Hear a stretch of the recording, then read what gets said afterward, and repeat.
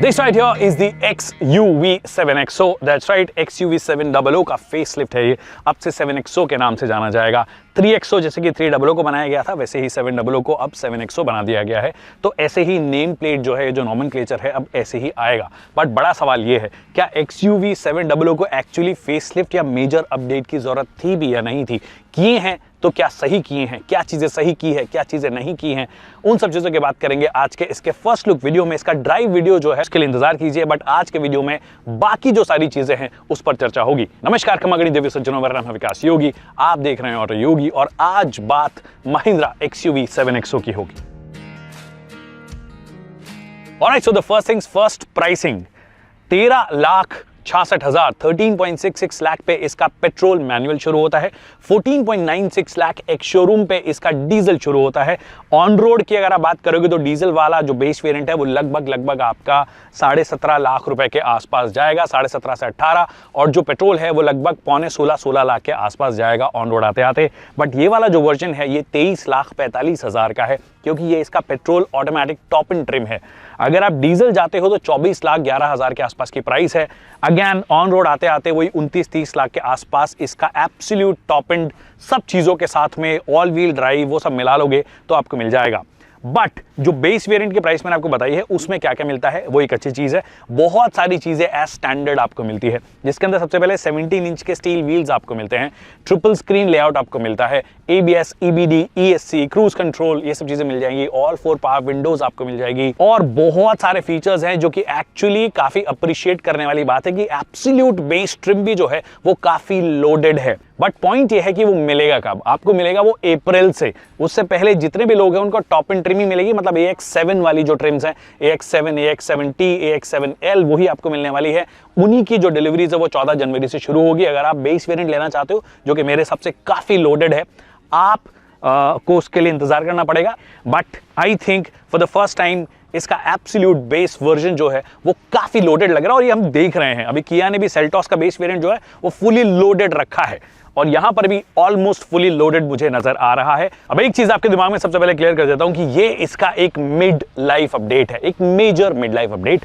बाहर से देखने में आपको लग सकता है कि ये 3XO की बहन क्यों लग रही है। अब देखिए, क्योंकि नॉमेनक्लेचर जो है XUV का वो 3XO 7XO जैसा है, तो एक फैमिली लुक देने की इन्होंने कोशिश की। अब आपको पसंद आ रहा है, नहीं पसंद आ रहा है, आप मुझे कमेंट सेक्शन में बता दीजिए, क्योंकि मैं एज यूजुअल डिजाइन पर गाना नहीं गाता हूं।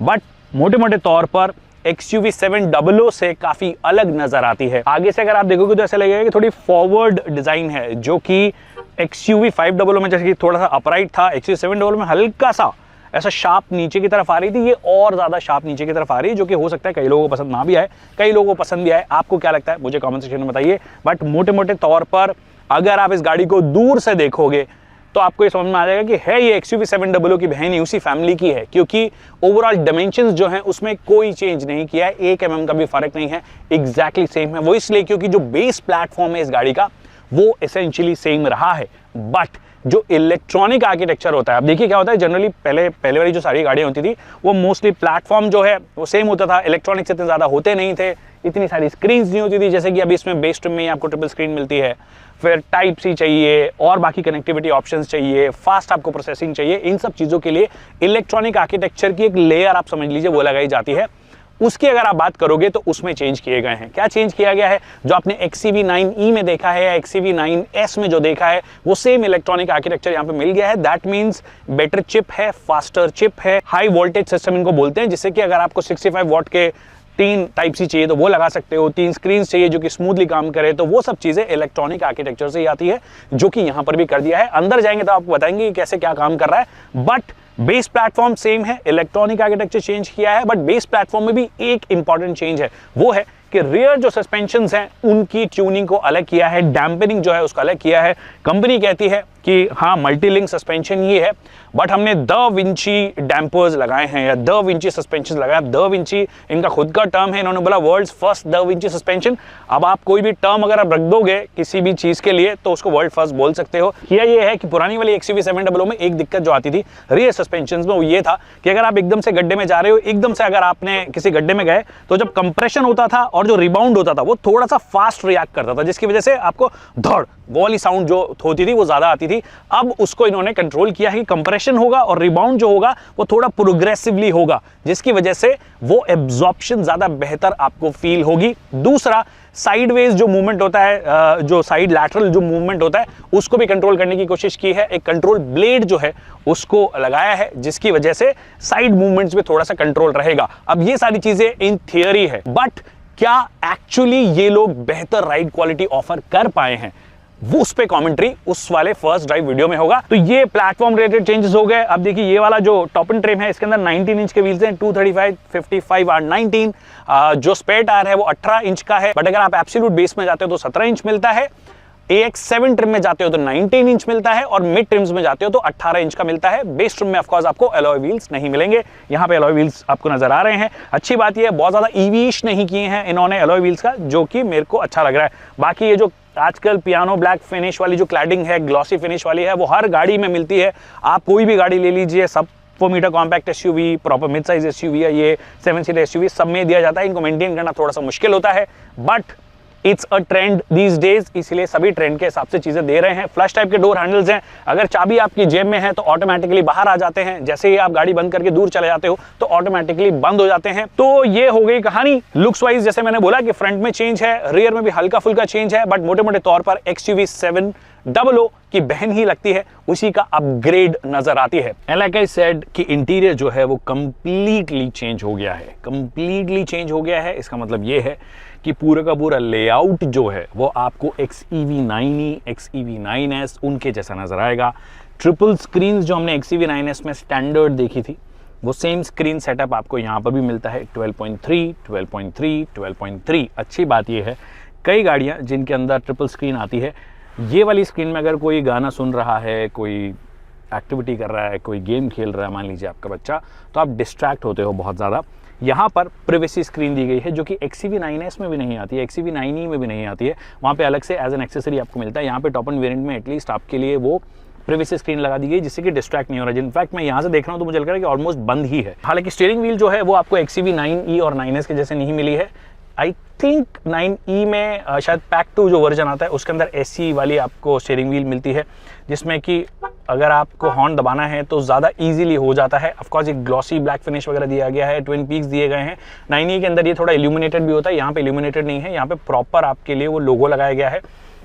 वो चीज़ है। हालांकि कलर कॉम्बिनेशंस जो हैं I was expecting it to be better, क्योंकि ऐसे कलर्स इस्तेमाल किए हैं। Specially lower part of the dashboard जो है वो थोड़ा सा बेज कलर है। जो आपका सीट्स हैं उनके अंदर भी बेज कलर नज़र आता है, यहाँ पे भी नज़र आता है, जिसकी वजह से गंदगी बहुत अट्रैक्ट होती है। ऑलरेडी देख लिए गाड़ी एकदम ब्रांड न्यू है, बट ऑलरेडी यहाँ पे से ना थोड़ी थोड़ी जगहों से गंदी नज़र आ रही है, तो इसको मेंटेन करना थोड़ा सा मुश्किल है। हालांकि जो इसके आप लोअर ट्रिम्स में जाओगे तो उसके अंदर डार्कर शेड आपको मिलेगी, जो कि एक अच्छी बात है। आई विश ऑल ब्लैक शुरू से दे देते, एक एबनी एडिशन करके देते थे ये XUV 700 में। अगर इसमें भी एट द लॉन्च दे देते तो कुछ लोगों के लिए जो टॉप एंड ट्रिम जाना चाह रहे हैं उनके लिए एक अच्छी चीज़ हो जाती कि यहाँ पे मिल जाता है। अब देखिए largely fit and finish levels जो हैं वो ठीक हैं, बट हालांकि कुछ कुछ जगहों पर, जैसे कि यहाँ पे ना एकदम शार्प नज़र आता है ये स्टीयरिंग व्हील का, ये जो गैप है जहाँ से एक्चुअली ये आपका क्लोज हो रहा है, यहाँ पर ना बहुत थोड़ा शार्प नज़र आता है। एक और यूनिट है उसमें इससे भी ज़्यादा शार्प है, तो कुछ कुछ जगहों पे वो शार्प एजेस हैं, उनको थोड़ा सा बेहतर किया जाना चाहिए था। ऑल्सो जैसे कि मैं बोल रहा था, ग्लॉसी ब्लैक फिनिश जो है वो बहुत गंदगी अट्रैक्ट करता है। ये टाटा भी करता है, ये लोग भी करते हैं। आजकल बहुत सारे ब्रांड्स हैं जो ग्लॉसी ब्लैक फिनिश के पीछे ही पड़ गए हैं, पियानो ब्लैक फिनिश जिसको बोलते हैं, और उसकी वजह से साफ करना, फिंगरप्रिंट्स ऑलरेडी मेरे को नज़र आ रहे हैं, जबकि गाड़ी को मैंने बहुत ज़्यादा देर नहीं चलाया, अभी थोड़ी देर के लिए चलाया ऑफकोर्स, बट ये सब चीज़ें मेरे को नज़र आ रही है। फिर यहाँ पर भी वही ग्लॉसी ब्लैक फिनिश दिया गया है। एक और चीज़ जो थोड़ी सी इरिटेटिंग होती है कि आपके टच कंट्रोल बटन्स नहीं है। XUV 700 was one of those cars जिसके अंदर हर चीज़ के लिए डेडिकेटेड बटन हुआ करता था, प्रॉपर टैक्टाइल फीडबैक के साथ में। वहाँ पे अब ये चीज़ चली गई है, मतलब 7XO में वो चीज़ चली गई है। अब आपको वही टच बहुत सारी चीज़ें करनी पड़ती है। इनफैक्ट वेंटिलेटेड सीट्स भी अगर आपको मैनेज करनी है तो देखिए, जैसे कि ये डायल दिया गया, जो कि हमने मर्सिडीज़ वगैरह में भी देखा है, और जब पहली बार XUV 700 भी देखी थी तो उसकी स्क्रीन्स वगैरह देख कर ऐसा लगता था कि हाँ वो थोड़ी सी इंस्पिरेशन जो है वो मर्सिडीज से आ रही है। तो यहाँ पर ये डायल दिया गया है। इस डायल से कई सारी चीज़ें आप कर सकते हो, जैसे कि मेरे को अगर AC कंट्रोल करना है तो यहाँ पर ना मैं डेडिकेटेड एक बटन दबाऊंगा और AC के सारे कंट्रोल्स आ जाएंगे। बट अब मेरे को यहाँ से कुछ मैनेज करना हो तो फिर मैं या तो इसको इस्तेमाल करूँ, ठीक है, ये पूरे टॉगल को इस्तेमाल करूं जो कि थोड़ा डिस्ट्रैक्टिंग हो जाता है। अगर मेरे को वेंटिलेटेड भी ऑन करना है तो मैं यहाँ से भी कर सकता हूँ, ठीक है, बट अगेन टॉगल करना पड़ रहा है मेरे को बहुत ज़्यादा। और जैसी वेंटिलेटेड सीट्स ऑन हुई है आपको आवाज़ जो है बहुत तेज़ सुनाई देती है और कई बार हल्का सा वाइब्रेट भी थोड़ी सी ये करती है, जो कि ड्राइवर और को ड्राइवर दोनों साइड है, तो मेरे हिसाब से थोड़ा बेटर मैनेज किया जाना चाहिए था। बट अगैन ये टच प्लस टॉगल जो है ये थोड़ा सा डिस्ट्रैक्टिंग मुझे लगता है। डेडिकेटेड बटन्स जो हैं उसकी कोई बराबरी नहीं है। आई नो स्ट्रक्चरल सेफ्टी बढ़ गई है, पैसिव सेफ्टी और तरीके से बढ़ गई है, एक्टिव और पैसिव दोनों सेफ्टी दोनों बढ़ गई है। ADAS लेवल 2 की जो है वो लेटेस्ट यहाँ पे आपको चीज़ें मिल जाती है। 360 डिग्री कैमरा की जगह 540 डिग्री है, वैसे वो 360 डिग्री कैमरा ही है, सिर्फ वो नीचे का जो पोर्शन होता है उसको थोड़ा सा ऐसे दिखाता है कि ट्रांसपेरेंट हो, बट इसके लिए डेडिकेटेड आपके लिए कैमरा या लेंस नहीं लगाया गया है। बट वो दिखने में आई थिंक ठीक लगता है। और 360 डिग्री कैमरा फाइनली अब ऐसा भी आ गया है, जो XUV700 जो था उसके अंदर ना वो छोटी सी स्क्रीन में नज़र आता रहता था, यहाँ पे ये ज़्यादा लार्जर स्क्रीन में आ रहा है। हालांकि क्वालिटी जो है वो उतनी अच्छी नहीं है। एक काम की चीज़ जो इन्होंने दी है वो है ऑटो डिमिंग IRVM। जहाँ तक मुझे याद है मैंने लास्ट जो XUV700 का मेजर अपडेट कवर किया था वो एबनी था, उसके अंदर ऑटो डिमिंग IRVM नहीं था, यहाँ पे ऑटो डिमिंग IRVM आ गया, which is I think is a great thing. फिर हार्मन कार्डन के 16 स्पीकर सेटअप हैं जो कि टॉप एंड वेरिएंट में ऑफकोर्स आपको मिलते हैं X7L में, उसके नीचे वाले में डिफरेंट सेटअप हैं, जैसे कि बेस वेरिएंट में 6 स्पीकर सेटअप आपको मिलता है। और सोनी की जगह अब हार्मन कार्डन ने यहाँ पे जगह ले ली है, जो कि एक अच्छी बात है, बुरी बात है मुझे नहीं पता है, but this sound really good. फिर डॉल्बी विजन आपको मिल जाता है, डॉल्बी एटमॉस साउंड जो है वो मिल जाता है, तो उस तरीके का म्यूजिक अगर आप चलाओगे, उस तरीके की प्लेलिस्ट चलाओगे तो बहुत अच्छा साउंड करता है। टिल्ट एंड टेलीस्कोप एडजस्टमेंट पहले भी आता था, पहले भी ये उतना ज़्यादा स्मूथ नहीं था, अब भी ये उतना ज़्यादा स्मूथ नहीं है, क्योंकि अगेन जो स्ट्रक्चर है, बेसिक जो स्ट्रक्चर है, जो माउंटिंग पॉइंट्स हैं, जो जॉइंट्स हैं वो एसेंशियली सेम रहे हैं, तो बहुत सारी चीज़ें आपको अलग नज़र नहीं आएगी। अच्छी चीज़ ये है कुछ क्योंकि इलेक्ट्रॉनिक आर्किटेक्चर चेंज किया है तो नई चीज़ें आ गई हैं, जैसे कि मैंने बोला कि ये स्क्रीन्स आ गई हैं, हाई वोल्टेज सिस्टम है। फिर ये पहले भी आता था कि आप इलेक्ट्रिक एडजस्टमेंट कर सकते हो 6 वे, वो पहले भी आता था, बट पहले सिर्फ ड्राइवर साइड आता था, अब को ड्राइवर भी जो है उसके लिए इलेक्ट्रिक एडजस्टमेंट मिल गया है, which I think is a great thing. Overall देखने में ही आपको नजर आ जाएगा कि हाँ ये नेक्स्ट अपडेट है, फास्टर स्क्रीन्स हैं जो कि ज्यादा बेहतर तरीके से काम करती हैं, बहुत बढ़िया फीडबैक है। और ये हमने देखा कि XUV9S के केस में भी XUV9 ही जब इनिशियली आया था और 9S जब हमने देखा तो 9S में काफी इंप्रूवमेंट था, उससे ही इंप्रूवमेंट यहाँ पे भी नजर आ रहा है। 5G कनेक्टिविटी आपको यहाँ पे मिलती है, तो आपको अपना फोन कनेक्ट करने की जरूरत नहीं। कई सारी चीजों के लिए अगर आपको म्यूजिक प्ले करना है, इस वाले जो तीसरी स्क्रीन है उसके अंदर अगर आपको YouTube चलाना है या गेम्स खेलने हैं जो ऑनलाइन है, वो सारी की सारी चीज़ें यहाँ पे कर सकते हो। फिर ChatGPT का सपोर्ट वगैरह भी मिल गया है, आई एम नॉट श्योर किसके काम आएगा, बट ये सब चीज़ें जो हैं वो उन लोगों के लिए नोवेल्टी ऐड कर सकते हैं जिनके लिए ये सब चीज़ें ज़्यादा मैटर करती है। मेरे लिए फंडामेंटल्स जो हैं वो ज़्यादा मैटर करते हैं, और फंडामेंटली गाड़ी जो है वो एसेंशियली सेम रही है, सिर्फ सस्पेंशन जैसे मैंने बोला कि उसमें चेंज हुआ है। तो ये फ्रंट सीट का हाल हो गया।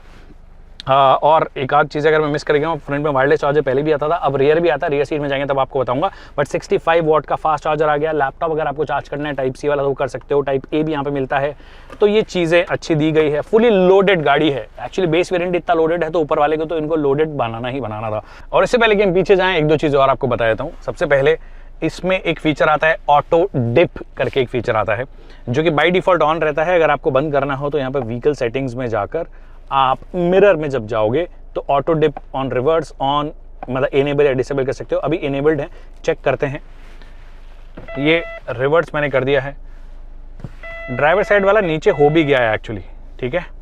दिक्कत क्या है कि जो को ड्राइवर वाला है वो एडजस्ट नहीं हो रहा है। मैं वापस से करके देखता हूँ, ये करते हैं रिवर्स, और ये वाला देख रहे हो एडजस्ट हो रहा है, बट वो नहीं होगा। वापस करके दिखाता हूँ। ये पार्किंग में मैंने लगा दिया, रिवर्स करूंगा, ये नहीं हो रहा है, बट ये देखिए ये होगा।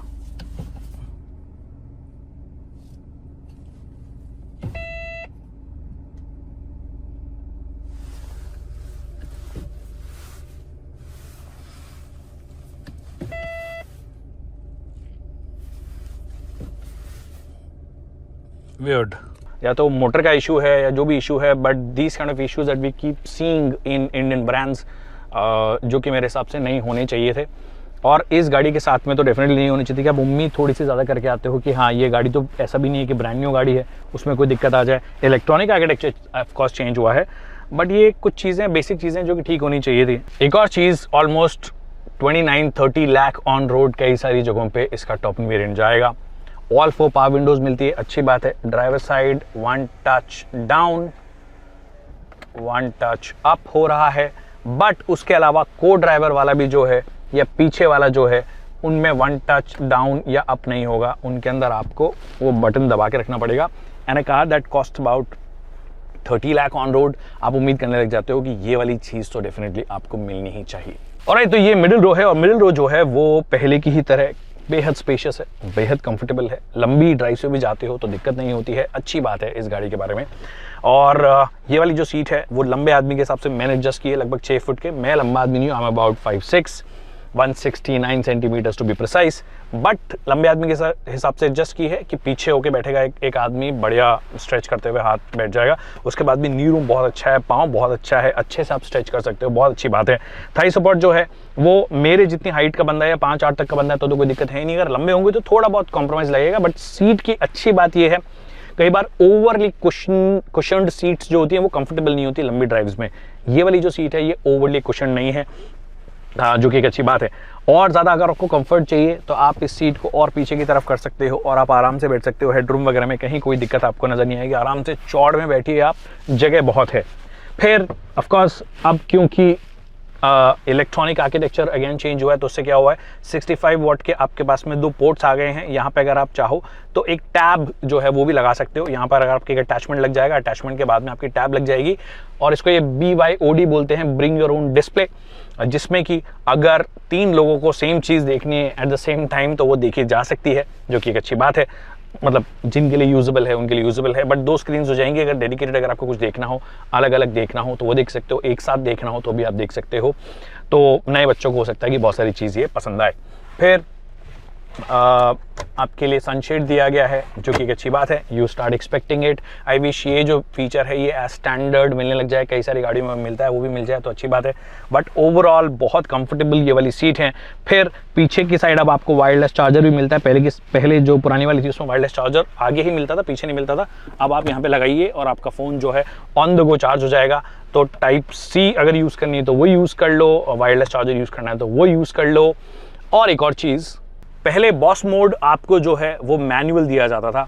आई somehow like manuals more than the electric आ गए हैं। ऑफकोर्स अगर प्रिसाइज एडजस्टमेंट चाहिए तो यहाँ पर आप इजीली पीछे बैठ के भी कर सकते हो, कहीं कोई दिक्कत नहीं है। इसको बॉस मोड बोलते हो, जो भी आप बोलते हो वो आप बोल सकते हो। बट पॉइंट ये है, ये इनकी मॉडर्न कार्स में आ रहा है, वो यहाँ पर भी आ गया है। बट वो जो मैनुअल वाला होता है ना, लेवर जो होता है उसको तुरंत करो और तुरंत धक्का मार दो, वो चीज़ उसके साथ में पॉसिबल है, जो कि यहाँ पर पॉसिबल नहीं है। बट इलेक्ट्रिकली एडजस्ट कर सकते हो, विच इज़ नाइस। तो प्रिसाइज एडजस्टमेंट्स करने हो तो वो ज़्यादा ईजी हो जाएगा। सो ये है मिडिल रो का हाल। अब पीछे वाली जो सीट है एक्चुअली उसमें कोई जगह नहीं है, मैं जाके दिखाता हूँ आपको। अब देखिए फ्रंट वाली सीट में तो जहाँ पर टच करके अगर आपको वेंटिलेशन करना हो तो आप कर सकते हो, बट यहाँ पे बैठने वाले जो है सेठानी जी, मतलब दोनों साइड में अगर बैठे हैं तो यहाँ पे डेडिकेटेड वेंटिलेटेड सीट्स का बटन आपको दिया गया है। अगेन जैसे ही ऑन होगा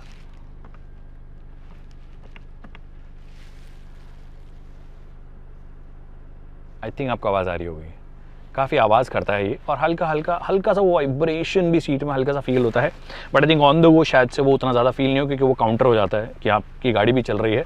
बट ओवरऑल वेंटिलेटेड सीट्स आपको यहाँ पे मिल गई है, दोनों साइड में मिल गई है।